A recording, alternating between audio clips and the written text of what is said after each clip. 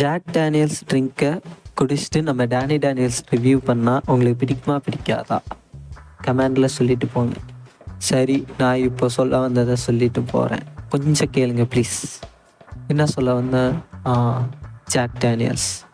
Jack டேனியல்ஸ்னால் என்னான்னு எல்லாருக்கும் தெரியாது. மது பிரியர்களுக்கு ரொம்பவே நல்லாவே தெரியும். ஏன்னா இது மது பிரியர்களின் ஒரு நெருங்கிய நண்பன். உலக அளவில் ஃபேமஸான மதுபானங்களில் ஒன்று தான் ஜாக் டேனியல்ஸ்.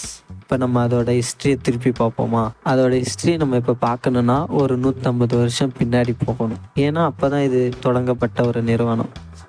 1875 1875 ஜாக் டேனியல் என்பவரால் நிறுவப்பட்ட ஒரு நிறுவனம். இது எந்த கண்ட்ரியில் இருக்குன்னா யூஎஸ்சில் இருக்குது. டென்னிசியில் லிஞ்ச்பர்க் அப்படிங்கிற ஒரு பிளேஸில் இருக்குது இந்த Jack Daniels company. Jack Daniels drink உலகளவில், அதாவது வேர்ல்ட் லெவலில் ஃபேமஸ் ஆகிறதுக்கு காரணம் என்னன்னா, இதை உருவாக்கிய ஜாக் டேனியல் அவர் கடைப்பிடித்த அந்த வழிமுறைகள் தான்.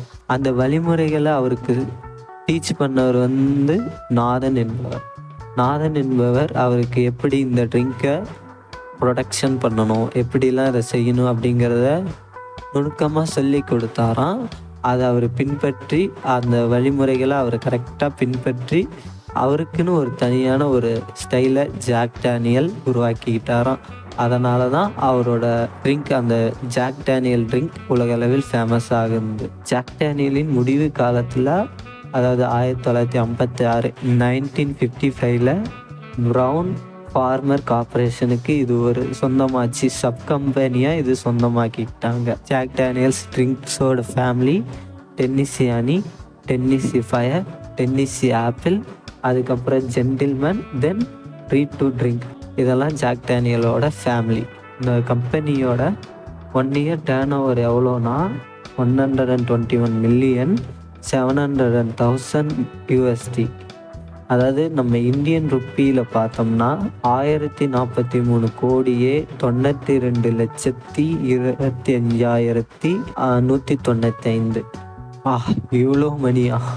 அதுக்கப்புறம் ஒரு ரெக்கார்ட் பண்ணியிருக்காங்க. எப்படின்னா 2017 16.1 மில்லியன் ட்ரிங்கை ப்ரொடக்ஷன் பண்ணியிருக்காங்க. அதே இயரில் 12.9 மில்லியன் சேல் பண்ணியிருக்காங்க.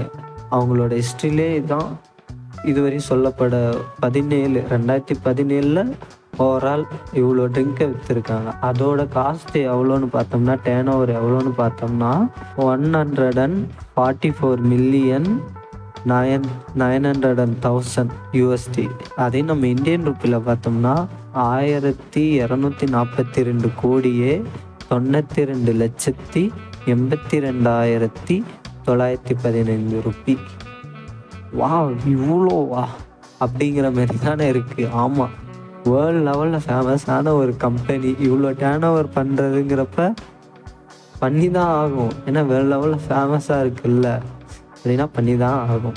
சரி, நம்ம இந்தியாவில் இதோட காஸ்ட், அதாவது இந்த ஜாக் டேனியல்ஸ் அதோட ப்ரைஸ், இந்தியன் ப்ரைஸில் இது எவ்வளோ சேல் ஆகுது அப்படின்னு பார்ப்போமா? 375 ml எவ்வளோனா 1860, அதாவது 1860 ரூபா. 750 ml, அதாவது 750 ml 3710, அதாவது 3710 ரூபா.